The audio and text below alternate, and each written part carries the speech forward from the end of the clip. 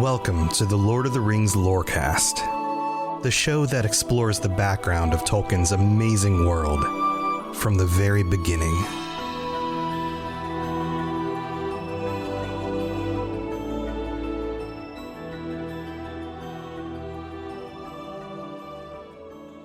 I always find it so interesting to go back and read something like The Hobbit after having already read The Lord of the Rings or all the rest of the Legendarium. It's like taking a different perspective on something. And when you do that and you kind of see it from the other side, backwards, not in order, and you think about it critically, you start to have some different expectations.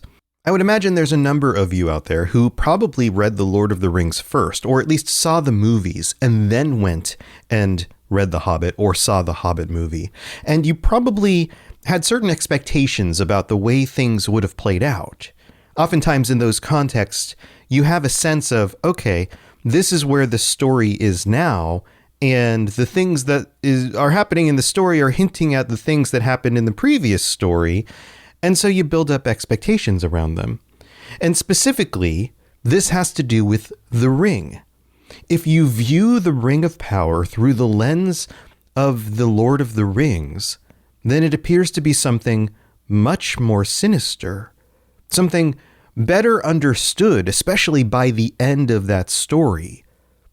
So when you go back to something like The Hobbit and you get the end of the chapter, Riddles in the Dark, where these characters are for the first time interacting with probably the most dangerous physical item ever created. And yet it doesn't quite work the same way as it did in the later stories. I would imagine that that's a little bit confusing. And yet it all seems to fit together. And probably because Tolkien didn't initially intend for the ring to be anything more than a magical ring. Here's what I'm talking about. In this section, and we're going to go through it as we usually do, the ring is used for the first time. And we don't get the kind of situation that we get in even the Fellowship of the Ring, where Frodo puts on the ring and it has this menacing quality to it. It's as if it's calling out to the ring wraiths, or in the movies where the world looks blurry and warbly and the color gets sucked out of everything. And yes, eventually that is the way the ring interacts with at least the hobbits when they use it. But in this moment, it only feels like a magical ring. In fact, it doesn't really even feel like a magical ring at first because Bilbo doesn't even notice that there's anything strange going on. And how can that be the case? It seems counterintuitive. This is the most powerful, dangerous, magical item ever created in all of Middle-earth. And yet, Bilbo puts it on and doesn't even realize that it's done anything. And maybe, just maybe, that's part of how sinister it is, because it has a mind of its own. And initially, it wanted to be found. It wanted to be taken out of this cave. It was tired of Gollum. And so it had to disguise itself as almost nothing at all. Let's get into it.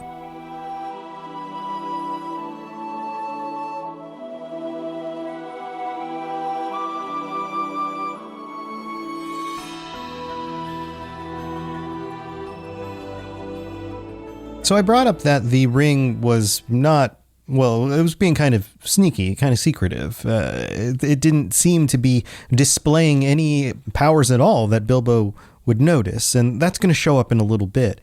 But that means you probably are wondering, what is the scope of the ring's power? What does the ring actually do? And it seems like it must do more than just turn things invisible.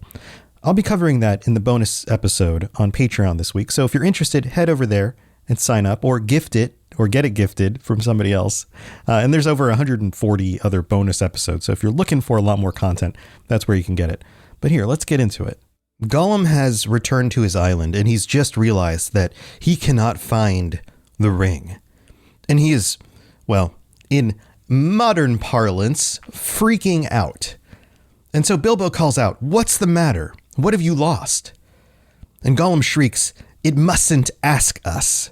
And to follow up on what we were discussing last week, Bilbo hasn't realized yet that the thing in his pocket may have belonged to Gollum, and that's the thing he's missing. If he had realized that, he probably wouldn't have asked, "What have you lost?" But yet he's curious, and he's losing his patience. He can't get out of the cave by himself. He needs Gollum to come back. He needs him not to be preoccupied with trying to find something, and however long that's going to take Gollum to find it. That's what's on his mind right here. That's why he asks this question. And this next set of dialogue moves us very, very smoothly from one situation to the next.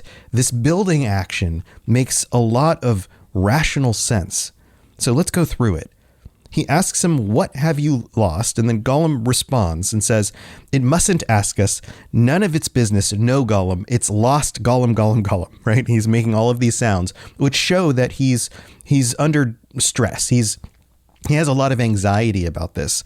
Again, relating to somebody who's an addict or somebody who is obsessed with a specific thing or a person. That level of anxiety is something that people generally feel when losing something. And then it goes on.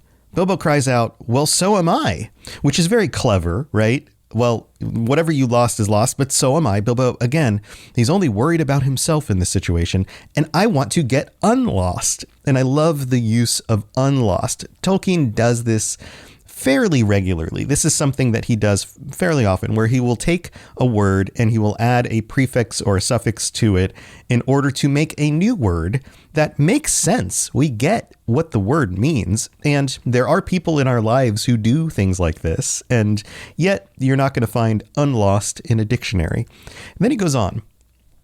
"And I won the game, and you promised, so come along, come and let me out, and then go on with your looking." This comes across as very demanding. Bilbo, it seems like, has all of a sudden either reached his limit of patience or gained some sense of bravery that he previously didn't have. Maybe it's both, but I think it's really more just that he is also stressed. This is a dangerous situation. He doesn't want to be in here any longer than he has to. And he sees, metaphorically, not physically yet, the light at the end of the tunnel. He wants to get out. Both Bilbo and Gollum are stressed in this situation. It says in the very next line, "Utterly miserable as Gollum sounded, Bilbo could not find much pity in his heart, and as he had a feeling that anything Gollum wanted so much could hardly be something good. Come along," he shouted. And so we get a sense here that this is now beginning to be intentional. Whatever you're looking for, it's probably not a good thing for me to let you find it. So let's just get going.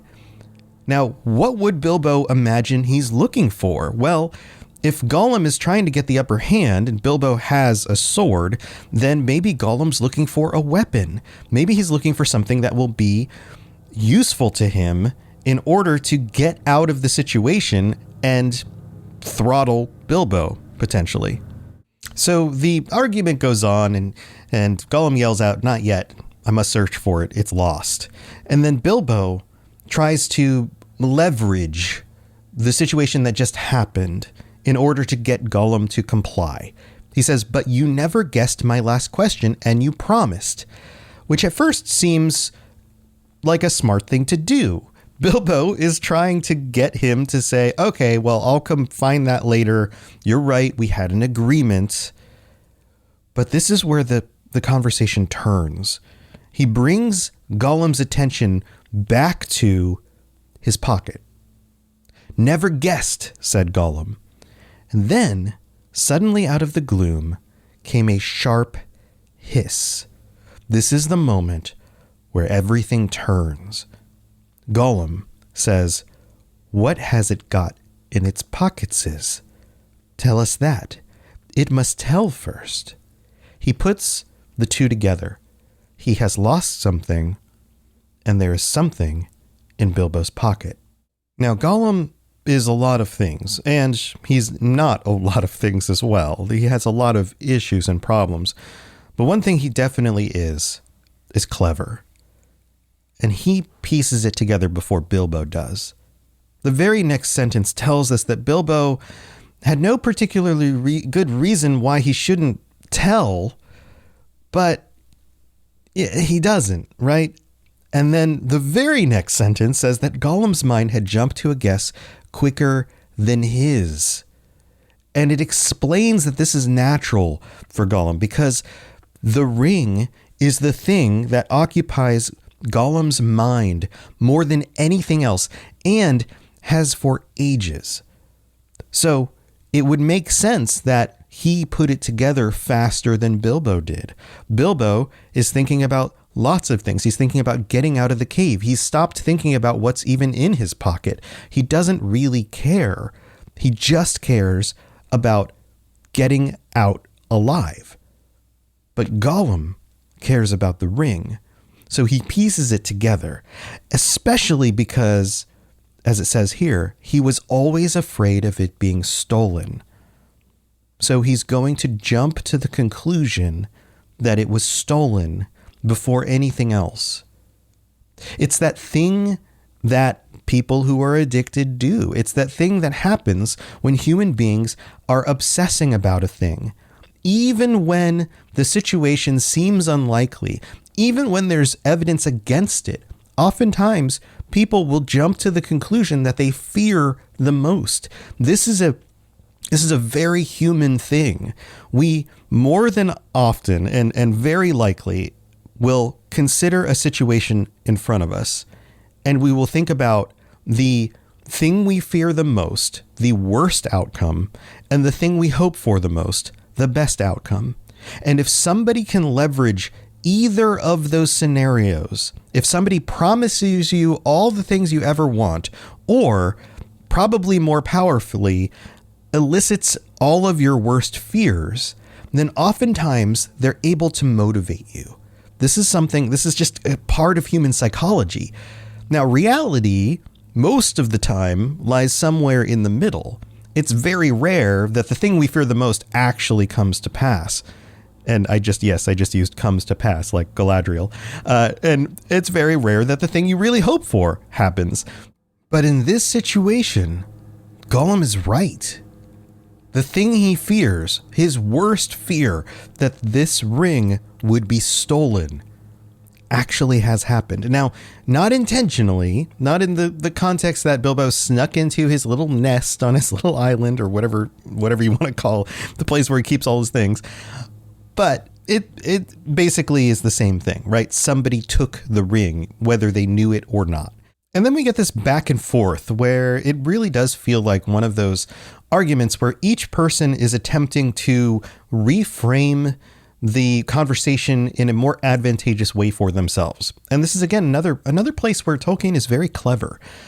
Bilbo defends himself. He says answers were to be guessed, not given, justifying the fact that he doesn't have to tell him what's in his pocket, kind of deflecting the conversation a little bit. But then Gollum turns it and says, "But it wasn't a fair question, not a riddle, precious, no." He calls Bilbo on the fact that Bilbo broke the rules of the game.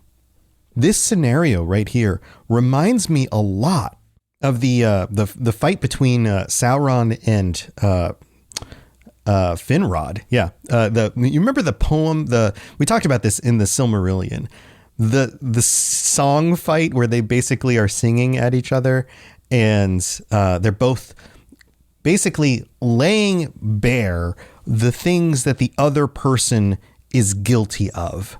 And Sauron turns it on Finrod because he's able to use the kinslaying against him. He's like, yeah, I might be terrible, but you expected that. You are supposed to be this beacon of light, you Noldor, basically, and yet you killed your kin. That is unforgivable. And there was nothing Finrod could do to defend himself against that accusation, and therefore loses the song battle. It's a very particular situation. If you aren't aware of that, go back and listen to the Silmarillion stuff, because it's actually very cool. But this is the same kind of thing. Now, they're not singing and they're not really in a battle, but this is a point of conflict, and they are using the justification of the situation in order to try to get what they want. Bilbo's trying to justify it as, well, I don't have to answer because it was supposed to be guessed. And then Gollum counters that with, you broke the rules. That's not a riddle. Basically, you're the one who messed this up. So therefore, you have no justification in defining how things should or shouldn't move forward from this moment. Now, if Gollum was actually right up on him at this moment, he probably wouldn't have even argued the point. The fact that he is across the water on this little island and they're kind of yelling back and forth gives us this opportunity to have this dialogue at all, which is kind of cool. And it shows us so much more about who Gollum is, that he's actually a person, that he can have these kinds of conversations. And notice how much more dynamic his actual dialogue is here. He's talking directly to Bilbo now. It took him a while to get out of this phase where he was just kind of talking to himself, because that's all he had done for 400 years. And yet he's coming out of that. Gollum is changing right in front of us. Then we get Bilbo's reply. Oh, well, if it's a matter of ordinary questions, then I asked one first. What have you lost? Tell me that. So he takes Gollum's justification, basically, that no, it wasn't a fair question. It's not a riddle. And he goes, okay, well, then if it wasn't a riddle, it was a regular question. And if it was a regular question, then answer my regular question first, right? He's trying to one-up him again. But at that point, Gollum has had it. He's done. And for the second time, and this happens 3 times, he repeats, what has it got in its pockets is? It's time for that spring reset. I'm taking a look at everything in my closet and figuring out that, oh no, this absolutely needs to go. And it's about time I replace things so that my clothes aren't older than my 15-year-old. Now you might think that they lasted that long because they were well made, but no, they're in terrible condition. Unlike the new jeans I just got from Quince. Jeans have always been my personal go-to because you can kind of wear them for lots of different things, but maybe they're not your thing. Maybe you're looking for, 100% European linen with insanely soft flow knit activewear fabric. It's definitely getting warmer, and their flow knit activewear is moisture wicking, anti-odor, and soft enough that you'll actually want to wear it every day. So pick out what you want. You can't go wrong because they have prices 50 to 60% less than similar brands. And like I said before, they are high quality. I continue to wear their clothes all the time, and I know that these new jeans are going to last me a lot better than the other things in my wardrobe. And on top of it, they look great. They're so comfortable. And I spent just as much on the jeans that I am now cleaning out of my wardrobe. So if you're looking for something better, just all around better, go check out Quince. So go do it right now. Refresh your wardrobe with Quince. Go to quince.com/ringslore for free shipping and 365-day returns. Now available in Canada too. Go to quince.com/ringslore for free shipping and 365-day returns. Quince.com/ringslore. And this time, it sounds louder and sharper, and Bilbo now realizes that this voice is coming towards him, that he is on the move. And then he sees, remember the lights in Gollum's eyes? These 2 orbs peering at him, and they begin to burn with a pale flame. The first time this is described here, it's simply a pale flame. It isn't given a color yet. And then Bilbo repeats, what have you lost? Just trying to turn the conversation back around again. And at this point is when Gollum's eyes become what Tolkien describes here as a green fire.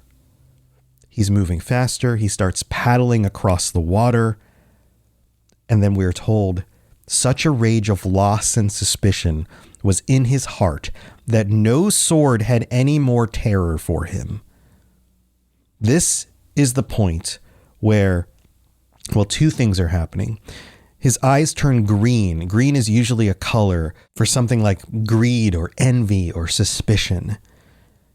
And secondly, he is driven by a deep need to get that ring back, to get his drug back, and is no longer afraid of what harm might come to him. And this is another very human thing, where that fear gets overridden by a need to have what is his. And this is the point where things really start to click for Bilbo. We've had these turns, these moments of, I don't know, things clicking, I guess. I keep using that phrase for Gollum. Now we get one for Bilbo. We're told that he could not have guessed what had maddened the wretched creature. He did not realize why he would be so obsessed with finding whatever this thing was he was looking for. But he saw that all was up, meaning he knew that it was done, and that Gollum meant to murder him at any rate. It was no longer time to argue. It was no longer time to try to wiggle his way out of the situation. He was in danger, physical danger, for his life. So he backs up, he finds the wall of the passage, and he starts trying to get away. And then for the third time, Gollum says, "What has it got in its pocketses?" And this time, Gollum's much louder. He splashes and leaps from the boat.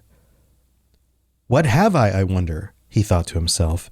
Finally, Bilbo's starting to put the pieces together. What is in my pocket? What is actually here? And notice, he doesn't think about the ring. It doesn't say, "What is this ring?" It says, "What have I wonder?" Meaning, he finally has a sense that there's something more to the ring in his pocket than it just being a ring. What would a ring be of any benefit to this creature living down under the mountain? How does that make any sense? For the first time, Bilbo begins to suspect that this is more than just what it looks like. And then he puts his hand in his pocket. He stumbles along. And we're told that the ring felt very cold. This is a description that the ring gets a lot. For some reason, it feels cold. Now, metal objects tend to feel cold. They dissipate heat more than other types of materials. So that's a very common thing. But the fact that it is repeated so much in these books makes me think that it's a cold, like a sinister, evil kind of cold. And the full sentence is, "The ring felt very cold as it quietly slipped onto his groping finger." Notice, the actor in the situation is the ring. It is not Bilbo. It does not say the ring felt very cold as Bilbo's finger quietly slipped on the ring. No, it quietly slipped onto his groping finger. This is another hint that Bilbo is not in control of what the ring is doing in this situation. And so Bilbo starts to panic. He begins to run. Gollum is coming up behind him. We get a reminder that the small green lamps are coming up the slope. His eyes, again, are green with greed or envy.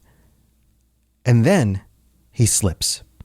His toe catches a snag on the floor and he falls. And it very specifically says here, with his little sword under him. And that's not to say that he injured himself on the sword, because he doesn't.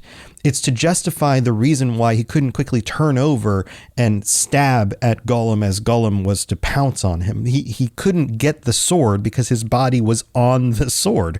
He couldn't have used it to defend himself. So he was in a very vulnerable situation. And then Gollum's on him. He can't do anything. He can't recover his breath. He can't pick himself up. He can't wave his sword, all for justifications that we just explained. And yet Gollum passes by. And we get in the beginning of one of these paragraphs, it says, what could it mean? Gollum could see in the dark. Bilbo could see the light of his eyes palely shining even from behind. This is the narrator kind of poking at us, kind of saying, why would Gollum have missed him? He would have been able to see him, or he would have realized that he was nearby and wouldn't have kept running past. And yet he does. And then we get this interesting little point here.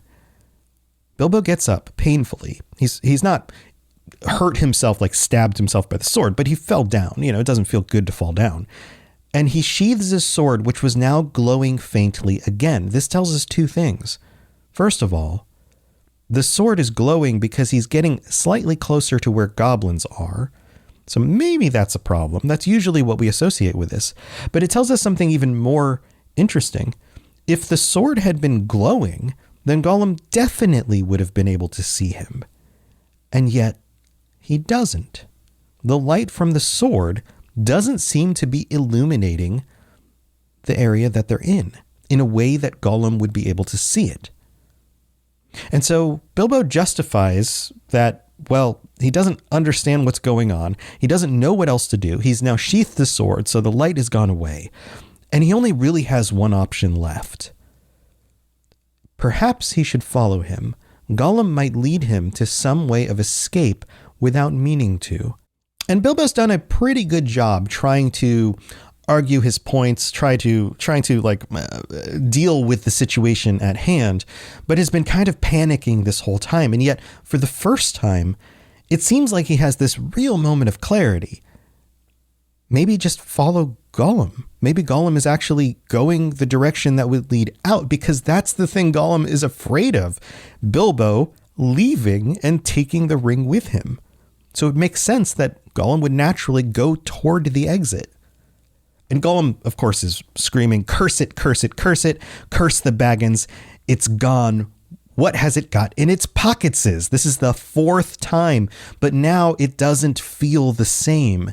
That buildup for the first three times was this intense building of what's it got in its pockets as he gets more and more sinister.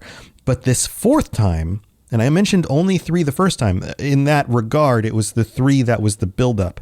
In this section, it no longer holds the same weight. There's a panic. There's a frustration in his voice at this point. Gollum no longer has the power. He's no longer controlling the situation. And then we get, "Oh, we guess, my precious. He found it. Yes, he must have. My birthday present." Now, this reminds us that it's his birthday present. It reminds us that he's figured out that he most likely has the ring. But it may also be doing something else. It might be informing us that Gollum thinks that he may actually be using it. He knows what the ring can do. And he realizes that maybe he's eluding him by using the ring. It doesn't exactly say it here, but it seems like there might be a hint of suspicion in this. And then Bilbo realizes, and it says here, he was at last beginning to guess himself. He starts to figure out that this ring that was in his pocket and is now on his finger might be the very thing that Gollum was looking for, that Gollum might be right. And we're going to skip ahead through a large section of this. We get basically the running and the curses from Gollum, and Gollum moving down these passages and Bilbo following him, and more dialogue about, "We guesses, precious, only guesses. We can't know till we find the nasty creature and squeeze it." So these threatens that he's going to do what he's going to do, this worry about goblins, all of these things. And then we get to the end of this chase section. On they went, Gollum flip-flapping ahead, hissing and cursing, Bilbo behind, going as softly as a hobbit can. And remember, hobbits, we were told much earlier in the story, can move very, very silently. Soon they came to places where, as Bilbo had noticed on the way down, side passages opened, this way and that. Gollum began at once to count them. And I love this little detail because it gives us insight that Gollum would count the passages in order for him to know where he was as he traversed these caves in the dark. One left, yes. One right, yes. Two right, yes, yes. Two left, yes, yes. Notice the yeses match up, and so on and on. As the count grew, he slowed down, and he began to get shaky and weepy, for he was leaving the water further and further behind, and he was getting afraid. Goblins might be about, and he had lost his ring. At last, he stopped by a low opening on their left as they went up. This moment here is very, very interesting because this is the furthest that he has been from his little island on that little lake without the safety of the ring in a very long time. And it terrifies him. 7 right, yes. 6 left, yes, he whispered. This is it. This is the way to the back door, yes. Here's the passage. And he's speaking out loud because that's what he does. He speaks to himself. And this is advantageous to Bilbo in the situation because he knows he's getting closer and closer to the exit. What shall we do? Curse them and crush them. We must wait here, precious. Wait a bit and see. He's afraid that there's goblins up ahead. He's not willing to go any further, but he doesn't know where Bilbo is. So they came to a dead stop. Gollum had brought Bilbo to the way out after all. But Bilbo could not get in. There was Gollum sitting humped up right in the opening, and his eyes gleaming cold in his head as he swayed it from side to side between his knees.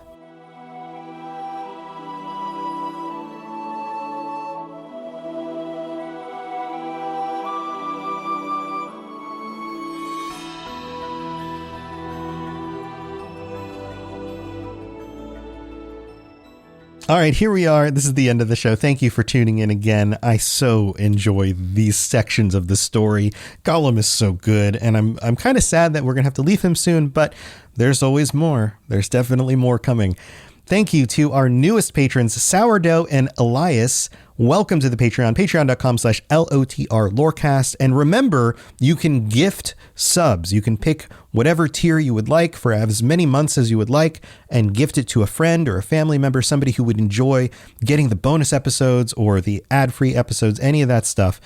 And you can also ask somebody else to gift it to you. So if you're interested in that, go check that out. And we have to shout out all of our VIP patrons. Here we go. AK Music Lover, Apollo, Atley Morton, Azel Razzle, Barney D, Bo, Brandy D, Christopher E, Courtney S, Cutter Metalworks, Daniel Nightweaver, David S, David M, Divine Madman, Fulcrum, George B, Gerald CFC, Gimlia Break, Jay Willie, Gemma D, Jezer, Katie S, Capenna, Lori B, Mason Weathertop, Nick K, Nostrils of Sauron, Richard J, Rivqua, Rosie Rose, Sauron the Stinky, TJT, and Tours of Hooer. Thank you so much. We did it. We got through them all.